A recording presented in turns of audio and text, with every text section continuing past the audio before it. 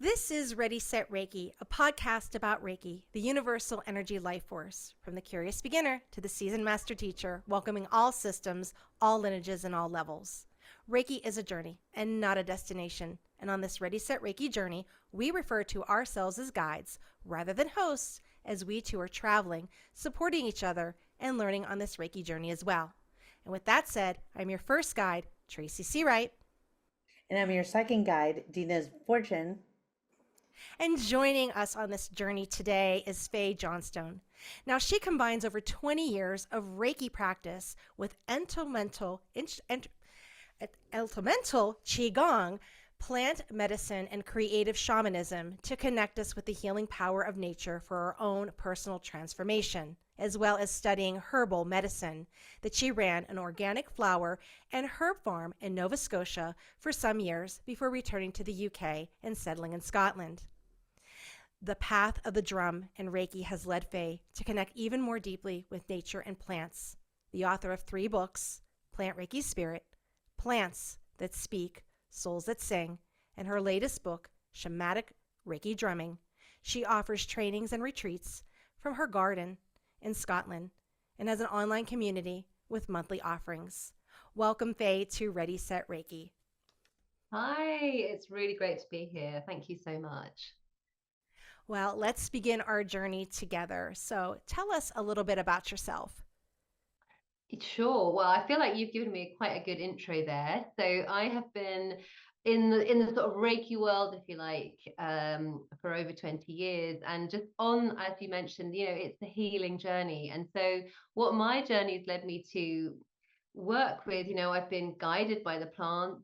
And also I've the shamanic, my practice of creative shamanism has really been key in opening up my ability, if you like, to connect.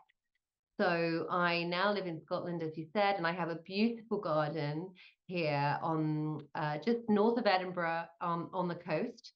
And this is where I've kind of landed, and this is where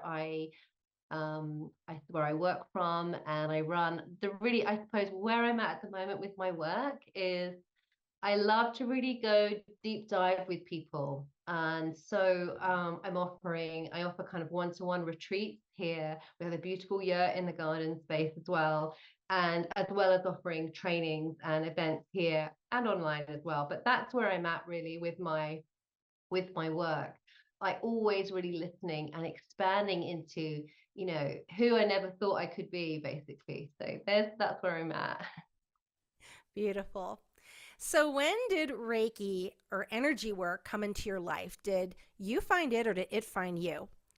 It totally found me, and I feel that this is a theme for my whole, if you like, spiritual path. I'm a really slow learner. Like, I'm not one of those people, or I should say, I used to be. I've got much better at that. I'm much better now at really listening to the nudges when they first come, not like the 100th nudge that you get from spirit, And it sort of fell into it. I fell into it. A friend one weekend said, "Hey, do you want to learn this thing called Reiki?" And explained to me what it was, and I was like, "Yeah, sure." And from then on, even my first shamanic experience came in a very similar way.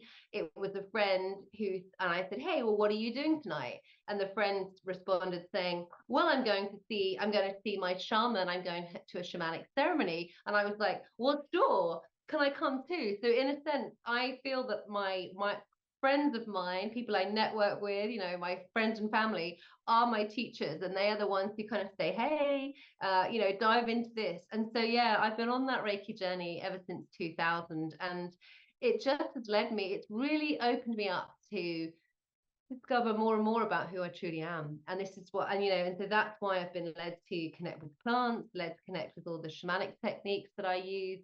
And I'm constantly, if you like, in this expanding space of discovery and who I am. And that has led me to write the books that you mentioned. To date, I've written 3 books, and I write every day. And I never thought in a million years I would write a book. And there you go, I've written 3. So I think it's really fascinating, and I'm sure everybody listening who's connected to Reiki, it's just so fascinating, isn't it? How when we let Reiki flow through us, when we become Reiki, it really shapes our lives in ways that we could never have imagined. So that's my path with Reiki, and it's still evolving. And I love to teach as well. I started, and this is the thing about my path. Like I say, I'm not necessarily a slow learner, but I'm a slow burner. So I did my Reiki master teacher training in 2009. So that was kind of 9 years after I'd been attuned to Reiki 1. And I always say to my students, look, there is no rush. If you feel called to do it, then get on and do it. But just Reiki 1 is absolutely enough. It's Reiki. But then you see, after kind of getting my master training, it took me, I don't know, it took me ages really to get myself together to start teaching. And when I moved, we lived in Canada, as you mentioned, in Nova Scotia. And when we moved back to Scotland, I thought to myself, oh, I'm not going to be teaching Reiki anymore. That's kind of done. I'll just be going on with the next project, whatever that is. And sure enough, we lived in a very small 2-bedroom flat, an apartment, as you'd say in the States. And we had weekends where we've got 6 people trying to fit into my living room space. Some are sitting on, one person's on the couch, someone's on the floor, someone's on a reclining chair, and it was like Reiki showing me you don't have to have the fancy yoga studio or the massive gorgeous house with these beautiful sacred spaces. Like, if you're meant to be doing this, people are going to show up to you. And that was my experience. So I'm just kind of like, and I laugh if ever I say, oh, I'm not doing this, or I'm not going to do this, I don't plan on doing this. I feel like the universe or Reiki is going, well, actually, we've got another plan for you. So in a sense, I can't wait to see or experience what Reiki has in store for us all, because I feel, and you probably sense it as well in your community, Reiki is really changing. Over 20 years I've been in this space, and what I find, it's amazing. Sorry, I realize I'm going on and on, but I'm just on a roll. What I find now is when I'm teaching, the students are just so open and so connected, like, already. Whereas it wasn't like that when I first started teaching, and certainly when I started, when I would learn Reiki, I feel like I wasn't as sensitive and connected and intuitively as some of my students are. Like now, they're instantly, they get it, they've got it, which is incredible. And I think that just shows how we're all evolving, and our consciousness is just, we're really attuning to, the powerful people or beings that we truly are. I love it. I love it all. And thank you for putting out there that, it took you a few years. Many come here and they want it right away. They want it now. But you took your time, and that's that divine timing. And then also, mentioning you don't need to rent that big space. You don't have to have that yoga studio. You don't, if that's a blockage that you don't know where to go, having it in your home, and they'll come. If they want to do it, they're going to come. Yeah, because I definitely had that blockage previously. I really thought that I needed the fancy space and all the candles and all the stuff. And, that's actually, so the beautiful thing about Reiki is its simplicity. And I think sometimes when I say this to students, if we're getting all in the way with that, we just need to, pare it right back, get back to, almost like get back, sit in gasho, get back to and connect. That's, ground yourself. And in fact, for me, I'm just going to talk about sitting in gasho, because for me, this bringing the hands together in prayer position, usually with my feet flat on the ground, or if I'm standing, or even if I'm, sat cross-legged, it's different. But just bringing the hands together in gasho has become one of those. It's almost like a somatic movement for me. It's kind of like a signal to my body, my mind, my spirit.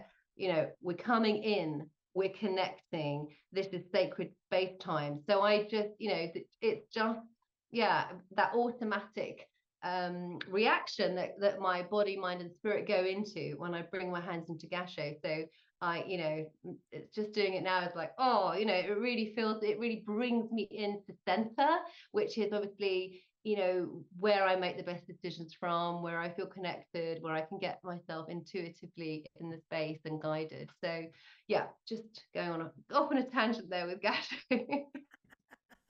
Very good. So, 20 years of Reiki experience, plant medicine, creative shamanism, herbal medicine.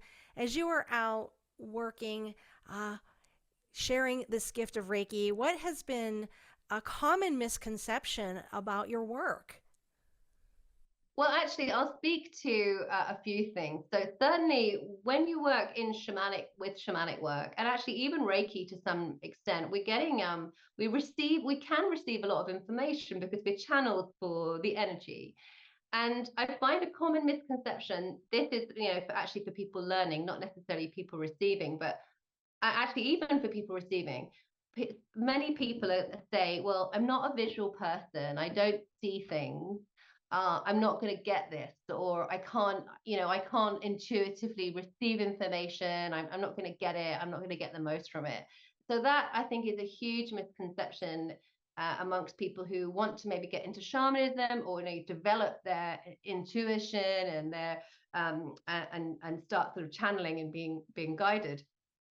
We have so many more senses than just this inner vision, and that is something that, as a Reiki practitioner or as a shamanic practitioner, it's something that you develop over time. And so we don't have to be a visual person. As it happens, I am a really visual person.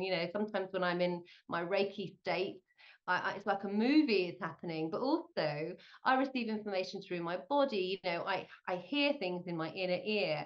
I have sensations in my body, like we all might feel things, or our ears might pop and things like that. So there are so many different ways that we can experience and we can receive information as channels and healers. And that's been a huge misconception.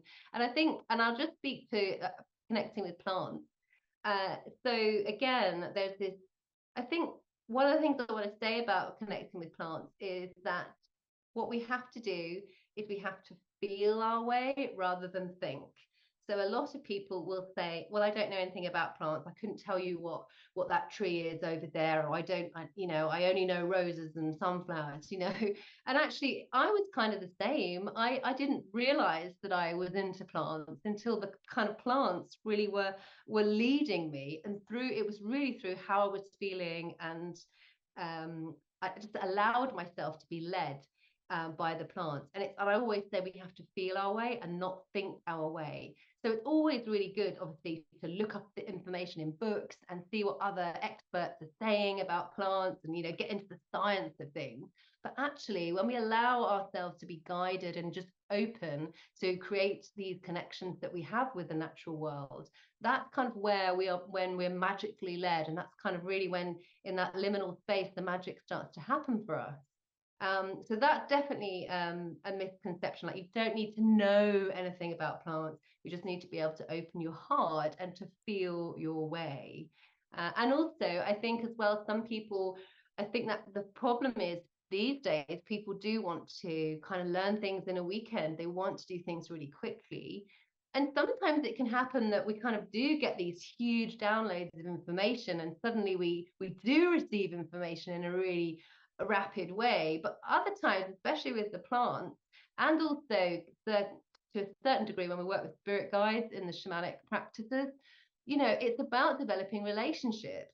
And if you've only met something once over the weekend, or connected, if I've only sat with my oak tree twice in the last month, then I haven't really got a great connection than if it was, like a friend I speak to every day, or have known for the last 10 years. So this is where we kind of, that our sort of 21st century, I need it now, kind of mentality, it doesn't really work. Because I think certainly, there's a lot to be said for time and experience and developing relationships. Yeah. Right. And there's many systems out there that you can within a weekend, or 2 days or 3 days, and go out and immediately teach. So you make a good point of that, of cultivating that relationship with the energy. Right. And Well, I good to think, know. even with Reiki, we can learn Reiki in a weekend. We can get attuned, in an hour, boom, we're attuned, and we can get Reiki will flow. But it's through over time, isn't it, that we develop our own special kind of relationship with Reiki. We understand how it feels for us. We can read books that will tell us, oh, it's going to be like this, and it's useful for this ailment, and this is how we can do this way. But it's only through our personal practice and that we start to develop it's also our own unique style of Reiki as well. And like, certainly for me, that's come through with plants and the drum and things like that. But so for many of my clients, especially, I don't know if you find this, when you're teaching, and you sort of say, oh, there's some case studies for people to do, to experiment with. And there's always a big groan, isn't there, that we have to do case studies. And I just think they're the most magical opportunities for people to, it's like, well, if you do a case studies, you get so much experience, you develop your confidence, and you get to know all different types of energy and situations, and you get to know stuff about yourself and how energy feels. It's really amazing. So it's like when I did, I'm trained in reflexology as well, and I remember as part of my training we had to do 100 pairs of feet. And I tell you, after 100 pairs of feet, I was like, wow, okay, I get it. I get it. I'm in the groove now. And it's kind of like that with Reiki, isn't it? Even though we can learn it in a weekend, we actually develop ourselves as a channel, as a Reiki practitioner, over time. We're still growing, aren't we? We're still learning. Reiki's still showing us what it truly means. Right. It's that journey. So you have had students, clients, you have written books, and you have been a part of so many people's own healing journey. What has been the biggest challenge or rather struggle you faced in your own healing journey? Oh, well, that is a big question, isn't it? I think actually for me, it comes down to confidence. And that's why I said I was really like a slow burner with Reiki, because I just didn't feel confident in myself. And I actually remember, when I first started out, I remember, almost not being able to look people in the eye when they came through the door to have a treatment with me, because I was so shy. And so I really would have, at that time, with hindsight, you think, God, I really would have benefited from a coach, or, someone, a really strong mentor holding my hand saying, yeah, you can do it. But Reiki, Reiki showed me the way. I kept going. And I think, yeah, a fear of being seen as well is one of the things I've had. But publishing my books was like, wow, you're really out there now. And it was almost, I found it quite amusing, because I was like, there you go, you've got a little bit of a fear of being seen, which I think a lot of people have. That's not like that unusual. But and then I was laughing, because I think, not only have you published a book that says, hey, this is me, I'm out there, but you've published a book about something that's quite unusual. You published a book about talking to plants. And that's actually, it's much more mainstream than it was. This was in 2018 when this was published. So it's still a little bit, so I'm like, wow, it felt like I was coming out of the closet to my parents. This is what I do. They obviously know I do shamanic work and healing, but I don't think they really knew the extent of my plant spirit connections. And to make a whole book of it, that was really interesting. And then, having, those classic situations where you're at, like your parents' house, just visiting, and then they were, have some friends over, family friends, who've known me since I was 5 years old, and they're all like delighted to see me, asking me how I am, what am I doing these days, and there's me, sharing, oh yeah, well, I've written this book about plants that speak. It's stuff like that. And that was, so again, all of this is part of my journey, and it's part of just learning, and also it's really fundamentally about self-acceptance, isn't it? And and stepping into my power. So that's where I've been kind of rocking and rolling on my journey. And always, but it's what I love about Reiki is it's so, I find it very nurturing. And I mean, I'm Reiki every day. Feel like that's the nicest thing about going to bed, isn't it, at the night? Because that's when I do my Reiki, is when I'm lying in bed at night. I sort of think, oh, I'll read a bit, and then I'm just going to do some Reiki. And so I feel that that's that has kept me or helped me with my challenges, definitely. Wonderful. So, combining over these 20 years of all these wonderful modalities that you do, and as you stand here on your journey looking back, what do you wish your younger self knew about your current profession? I was thinking about this question and it made me laugh because I think, my younger self had no idea that this profession even existed, and that's what I find so fascinating. The idea of being a Reiki practitioner or a healer or someone who's teaching about energy or shamanism, like that was not something that was on the career register at school. I remember actually there was something about, I remember reading something about homeopathy and herbal medicine, so that did exist. And then all the fact that, we're able to talk over Zoom. I have an online school where people can, do video lessons, and then we can have online conversations like this.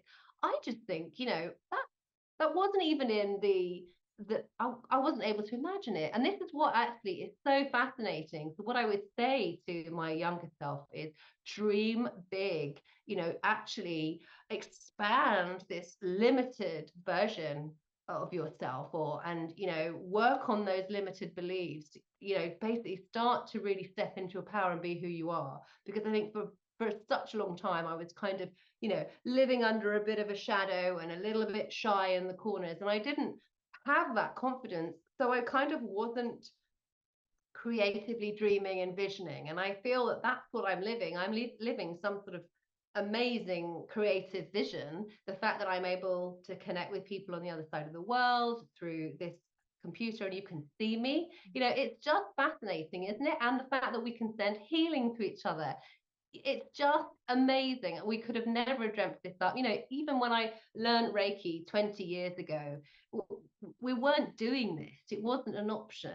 And this is why I find it interesting. When I'm teaching people, we're teaching Reiki too, and we're learning about how to send distance Reiki. I kind of say, well, back in the day when I was taught, we were taught, whereas these days it's like, well, let's discuss the options you've got. You could work over Zoom, you could work. There's all, whereas back in the day it was like, you had to get a photograph of somebody and beam Reiki to it and write the symbols on, or use a teddy bear, but you still needed, it's very different. So I would tell my younger self, get creative. The blocks that are holding you back are actually just not true. They are not your divine self at all. Step into your power, get creative, and start dreaming and visioning big, because so many amazing things can happen that we can't even sort of dream of, because they're kind of out there. And I actually feel that we're moving into this age, aren't we? We're astrologically, we're really expanding our consciousness as a collective. We're kind of we talk about creating a new earth, and this is, as particularly as healers and light workers, we're at the forefront of this. So it's kind of, it's our job to call on people, to gather people, to say, yes, come on, let's just get rid of all the garbage that we've been carrying and start shining our lights. Because if we shine our lights together, we get to see things from a new perspective, and we get to really create the earth that we dream of, and kind of almost like unlock these talents that we've got inside that we never knew existed. And I feel that that's what Reiki has really helped me do. It's really helped me connect with or get closer to that truth of who I am. And so it's almost like I'm still going, and that's where it's sort of guiding me in, definitely. Yeah, definitely taking you places you never imagined, right? Yeah, And trusting the process the whole way. totally. So, when it's time for you to get an energetic tune up, what are some qualities that you look for in a Reiki practitioner or energy worker? Oh, wow. Like integrity, actually. Yeah, I'm much more cautious now about connecting with people. I love to get a recommendation from somebody. I like to go word of mouth. The kind of big sales pages and all the words and all the bells and whistles don't really attract me. It has to be a a feeling. I have to kind of really feel, and sometimes I'll tune in or pick an oracle card just to sort of feel for, does this feel like the right connection for me? But I feel like, qualifications, experience, that kind of thing, it's really important. If I see someone who's got like an amazing looking course or beautiful Instagram page, and yet I go to their about page and they're not really telling me where they've been training and how, I feel like still I say this because I know that a lot of information can come through. We can channel so much information. I know that doesn't have to come from specific training, but I feel like we really have to be very cautious isn't the word, just really kind of centered when I met. So I have to be really centered when I make decisions to work with people. But I mean, over the years, you see, I'm really fortunate. I've got lots of students who I trust because they're brilliant and very talented, and people who I've trained with myself in shamanic trainings and things. So I sort of feel like I've got a really lovely network of people who I can call on to help me when I need it. And that this is the thing that I suppose for a while it took me a bit of time to learn, is that it's so beautiful as a Reiki practitioner to get to receive, isn't it? We don't, even though we give ourselves Reiki and we can be very aware of the things that we need healing with, actually getting out of your own way and receiving is part of the process. It is part of the journey, and it's part of that community which we're all creating. Beautiful. So, a teacher that offers trainings, you offer retreats, you have give sessions, you're of service to so many people. What advice would you give someone who is just entering this path of service, who is just entering this profession?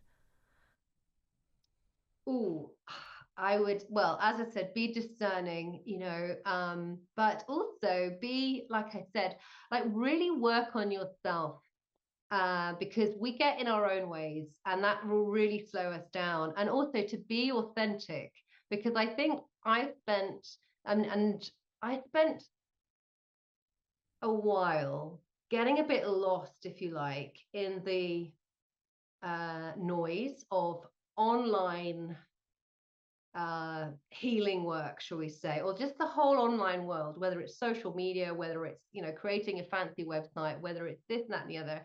And in a sense that throws you off. So it almost like really be true to yourself. Don't try and follow someone else's brand of Reiki or healing.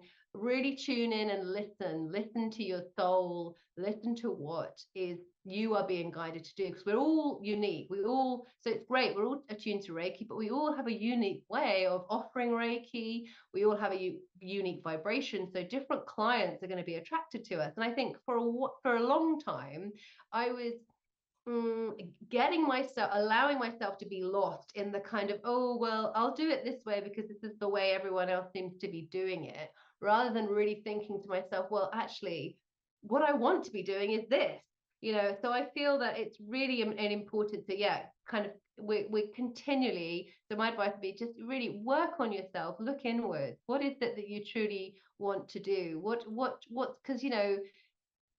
what do you feel, really ask yourself what you're really feeling called to do, and then find a way to make that happen. Call in help, and start to trust that, because I feel like the decisions that I make through leading with my heart, I'm doing them because I feel guided to do this. Those are the ones that work for me. But the times I've said, oh well, I suppose I ought to run a workshop on this because blah blah blah, then that, I know now, well, it's probably not going to work so well. um so, and really we have to really trust in the path, and we have to trust. And we also have to, the other advice I'd say is to surround yourself with cheerleaders, people who are on your team. And so, it doesn't always have to be Reiki practitioners or healers. It can be friends and family who just love you and are fascinated by you and see you doing this amazing thing that they don't really understand, but they see the way it lights you up. And so they support you. Because actually, sometimes I know that in the healing world, we can get so in our own ways and we can get competitive. You know, we can go into shadow around kind of, oh, worrying, oh no, you're a Reiki practitioner too. Oh, you're going to steal my clients. You know, we can get into that. So actually, it's very beneficial to sort of have the cheerleaders who are, you know, the muggles sometimes. You know what I mean by that, who just love you for being you, and all the beautiful, wonderful, wacky healing stuff that you do, the energy stuff, the spirit guides, the dragons, whatever it is, they just go, yeah, whatever, come on, let's go and have a coffee together. I've got something to show you, you know, and they kind of bring you back down to the other side of life. And that's really, really important. And, you know, especially also, though, just to speak to, you know, when we've got these really precious ideas and we've got these really precious visions, just remember, you know, be really mindful about who you share them with, because if you're sharing them to people who are quite conservative and they're not going to get it, then they're just gonna like not really be enthused by your vision. So be really careful about who you share your sort of deepest desires with, and make sure that they are the people who you know, will be excited for you and cheer you on no matter what. Very good. I like how you said about, you know, making it your own as you, you know, approach things. You know, when I was a very new yoga teacher, I found myself kind of mimicking almost my teachers. And some of it resonated with me, some didn't, until I got into that rhythm and said, you know what? This isn't called to me anymore. I got to do my own thing, to have that courage to kind of make it your own with that. And then having that support, those cheerleaders, as you said, around you to cheer you on in the path. So very, very good advice that are those who are just starting out. So our next question is, what books do you recommend? Oh, wow, wonderful. Well, actually, I was going to say that your listeners are probably very used to Reiki books. So I was going to recommend, well, I'd recommend mine, obviously. But for shamanic work, there's a teacher called Sandra Ingerman. She's written so many. She's amazing. And she is a great place to start if people are interested in getting into shamanism. And she's written so many. In fact, one of my favorites of hers is called Walking in Light. And it's really simple practices about connecting with the natural world, actually, and sort of feeling that the energy, you know, that vibrancy that connects us. So that's a really lovely book. And also for the herbal books, so for the plant books, the amazing herbalist Rosemary Gladstar, she's a bit of a kind of legend, if you like, and she has some beautiful books on actual, you know, herbal medicines and things. And also I love very much Pam Montgomery. She was a lady who really inspired me when I had my flower farm. And she wrote a book called Plant Spirit Healing, which shares really about how we can connect with plants, just as my book Plants That Speak, Souls That Sing does. So those are some directions for people to go in. Wonderful. So what other services do you offer? Do you offer any classes, events, trainings? Yeah, so well, my big thing every year is the Plant Spirit Summer School, which happens in June. In my beautiful garden space, but also throughout the year I do run or there'll be other trainings here in Scotland. And also the thing that I love is like sort of working, if you like, quite deeply with people. So to come for a one-to-one retreat here with me in Scotland, stay in the be in the garden space, you know, this is a healing garden space, so that is a kind of individual thing to do. And I also, well, I suppose really at the moment I have an online school. So there's some online courses for Plant Spirit Reiki and for the Shamanic Reiki Drumming. And actually, if anyone has purchased any of my books, there is a discount for people to have the book to do the course. You just get in touch with me and I give you a discount code. So that's quite handy if you want to introduce plants, or if you want to introduce the drum into your practice. But the thing that I run now is I have a community on a platform called Substack. And actually what that is there's a small membership fee that people can pay. And every month we have an online Zoom together, which is the Sacred Circle, which can be a seasonal ceremony, or it might be a healing, it might be meditation or a shamanic journey. So that is something that happens monthly, which is, you know, it's like a new thing really. I've only just started it this year, but that's kind of where I'm focusing my attention at the moment, because that's what I just feel guided to, yeah, teach and share through a more sort of expansive way. So, but I'm sure be developing more courses soon. But for now, that's where it's at. All right, beautiful.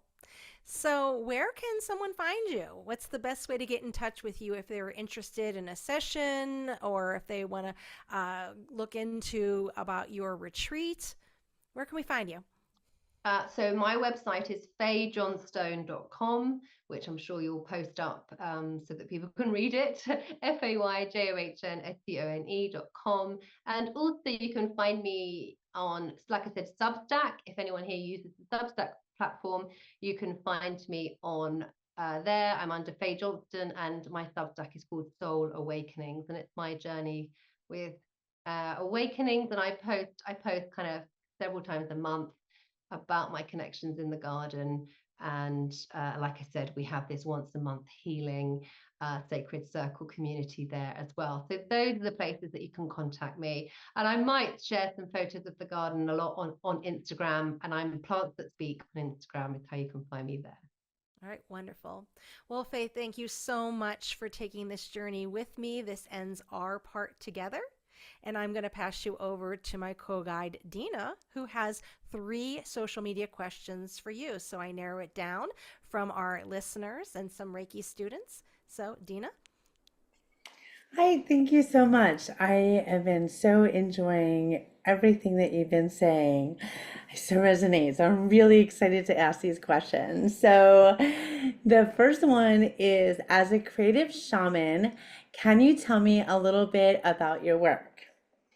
Yeah, certainly. So that really means, I suppose what it means is I've kind of put all the tools that I've learned over the last, 20 years kind of into one bundle.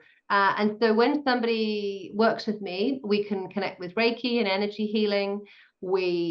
Creative shamanism basically means it's a process of really being connected to the web of all things and really deeply listening to what's kind of there when we're kind of in that field. So, and it's also about wholeness. So we might have to retrieve pieces of soul. We might have to work with power restoration, bringing power back. So there's all sorts of different shamanic techniques that might happen within that. And I work with the spirits of the plants to bring healing. And I work with the drum. The drum is like my primary tool, the drum and the rattle.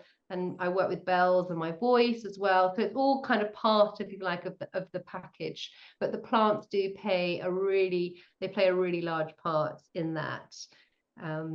As bringing it all together, because it's about wholeness. It's about bringing back the harmony for everybody.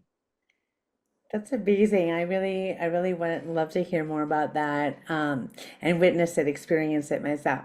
So you are the author of 3 books. Can you tell me what inspired you to write Plant Spirit Reiki?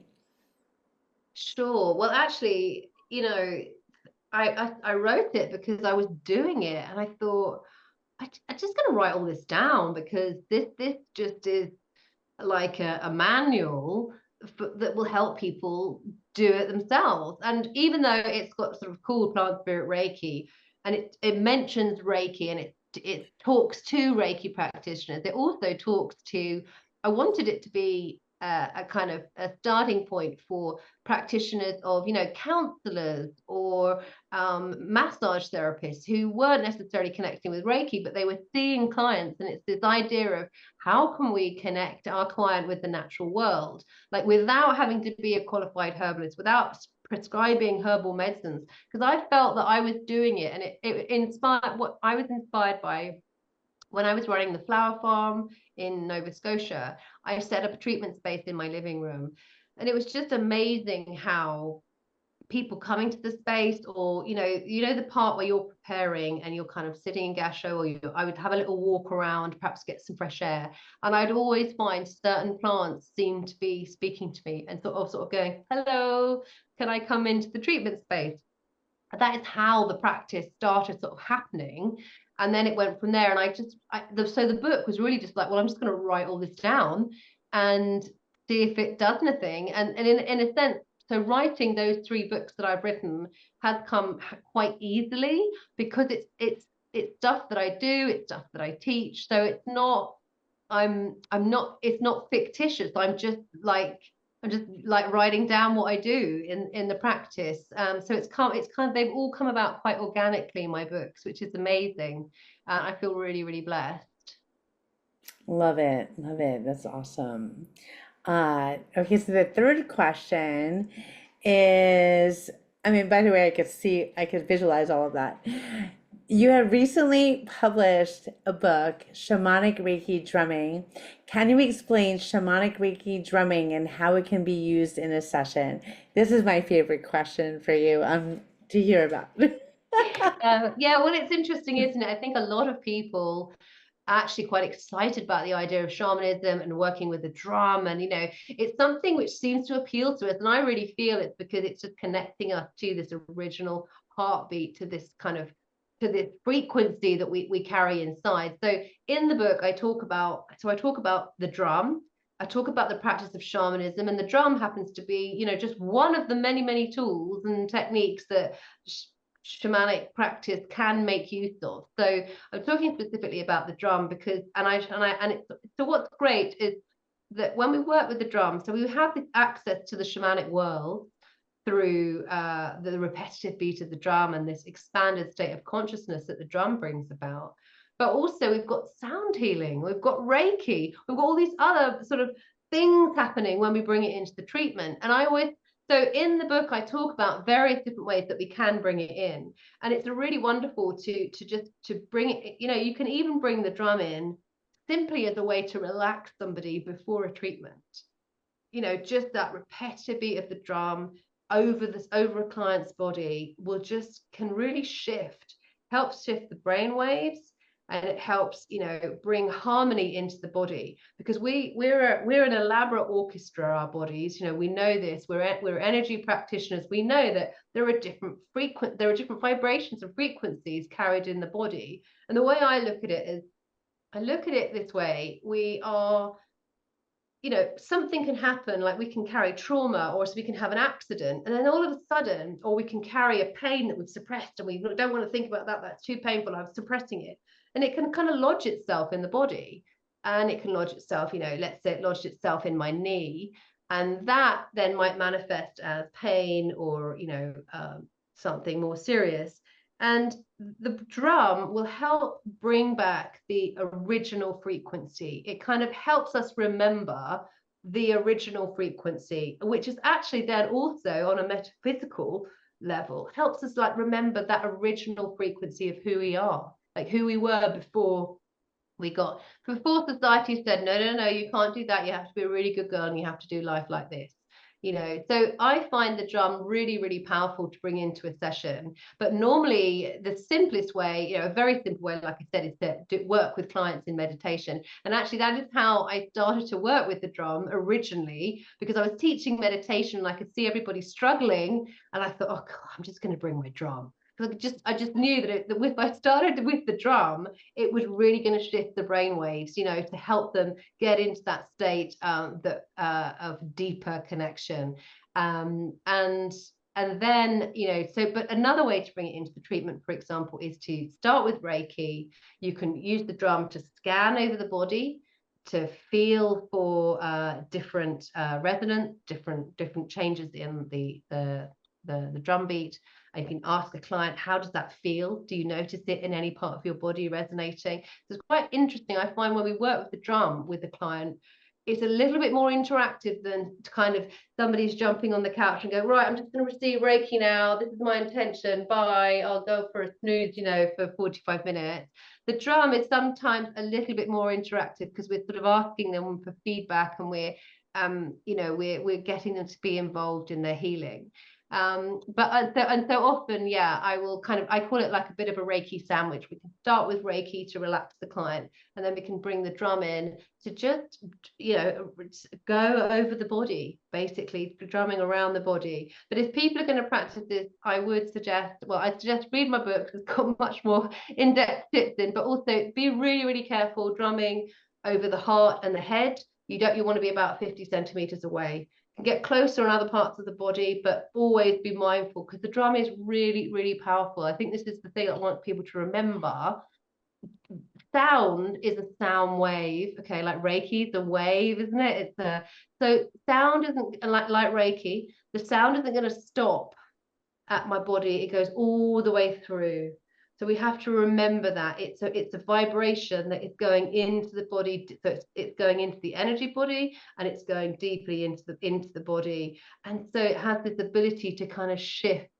And so, if I would say, as another sort of word of caution and also excitement, is that if you're going to start working with the drum, expect transformation, because, we know that sound, the particles are going to get all excited, they're going to get shaken, and then in the quiet time, things have started to settle a little bit differently. And it's an amazing way to sort of get up, what it's like if you play your favorite record and you start dancing, things get shaken up, you're going to move stagnation, you're going to shift energy. So it's a wonderful way of shifting energy, and actually we can use the drum as a way to clear stagnant energy in a room, or even set sacred space. There are so many different ways that we can bring the drum into our practice, and we can bring it into Reiki shares, and have lovely Reiki ceremonies and stuff. It's really fascinating what we can do as another tool, as another tool in our healing box, really. That's amazing. I work with the drum as well. So I really I have a couple of drums that I play without any formal training whatsoever. Anyway. I do have a question for you. You mentioned something about trusting the guidance, trusting, going with the flow, and something happened right before, and I want to hear what you think about this. So right before I got onto the Zoom, I went in the restroom to put on some makeup, and then I had turned on the computer, and then I went in the restroom to put on makeup, and then I came back in here and I found my selenite wand just sitting here on my table. I do not have any recollection of me moving it, grabbing it, and moving it. I'm like, how did this arrive here? And I told Tracy, and she was like, just wait, trust the process. And then you mentioned trust the process. So I'm just wondering, and then I wound up stacking all of these little skulls on it while I was listening to you. But anyway, I was wondering if you ever have any wild things like that happen where things just wind up moving on their own, and anything else you want to share. Oh, I love that. My goodness. Yeah. Gosh, you think, gosh, yeah, where do I start there? Lots of wacky things. Actually, there's a really cute thing that happened to me. I was this is a silly thing. It was when I was having a walk, and I was thinking about nature spirits, and I was thinking about kind of, kind of connecting with them, and maybe I should sit down and do meditation, all those things. And it was really funny. Something hit me on the head, an acorn. It was like an acorn was thrown at me and hit me on the head. And I looked around and I'm like, what? Like it was really, so it was really funny. And I sort of didn't do anything about it. I think I might have, I can't remember sort of what I did, but I know I did a bit of drumming, and by another tree. And then I remember on the way back, where the acorn had hit me, I was sort of looking around again, because I was thinking, oh, it was here that it happened. And I looked down, and on a very flat rock, there was these leaves laid out, as if somebody had placed leaves, but they weren't on the tree. They were leaves that were placed on this rock, like oak leaves, just placed. It was fascinating. And you think, hang on, I didn't do that. And then you go, well, did I do that? I just can't remember doing that. So it's funny, these things. And actually, so the thing to do, and because one of my shamanic teachers, she always used to be very frustrating, because you'd take things like this to her, or you'd say, I've had this dream, or I've had a journey, and I've done a meditation, and this happened, blah. And she'd say to her, well, what do you think? What do you think it means? And she'd always say, and this is what I say to my students, she'd say, well, what do you think it means? You've got to go and you've got to sit with that, and you've got to, the message for you. And it's so true, isn't it? We so often want to give our power away by asking somebody, what do you think? Do you think that's a good sign? Or do you think it means this? And so she'd always say, well, what do you think? She'd say, well, why don't you ask your guides about that? Why don't you sit with that and meditate on that? Ask Reiki, and that's what we have to do. But when we have to kind of train ourselves, I think we're all in training really to remind ourselves, to trust this beautiful intelligence that we are. But we so often give our power away. And, unfortunately, our society does condition us to do that, and I think actually that's part of our roles as teachers and light workers, is to be like, no, we're helping people access their own power. We're not saying, oh yeah, you need to do it my way. We're saying, yeah, let me help you access that beautiful light within you, so that you can work out what you're going to do with it, and where it's supposed to shine, and where it's going to light up the world. I love that. Is there anything else you want to share before we turn it back to Tracy?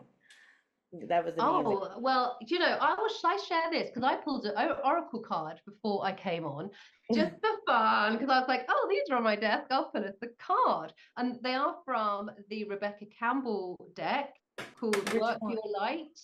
I don't know. Oh, good. So exciting.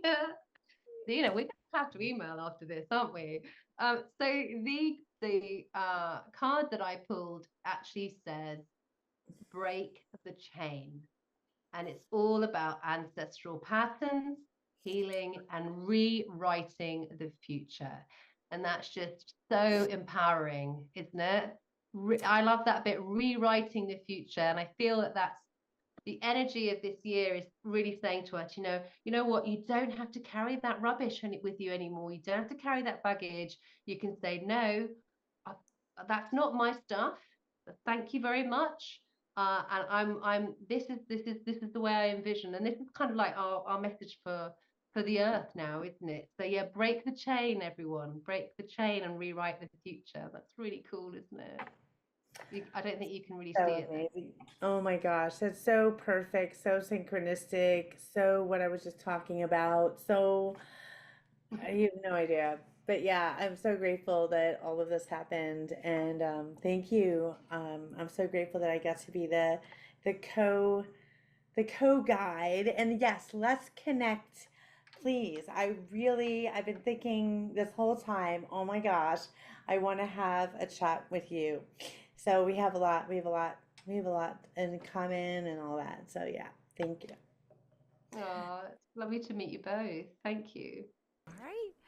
Thank you, Faye, so much for taking time out of your busy schedule to join us on this journey. We really appreciate it. I've had great fun. Thank you so much. Thanks, everyone. All right. Well, our wonderful listeners, if you would like your question featured on our show, reach out at www.ReadySetReiki.com, and maybe your question can be featured on the show. And also check out Feather Sister Wellness, that offers a variety of yoga classes, yoga trainings, Reiki, and Reiki trainings. So my co-guide is Dina Fortune. And I'm Tracy C. Wright, and this has been Ready, Set, Reiki.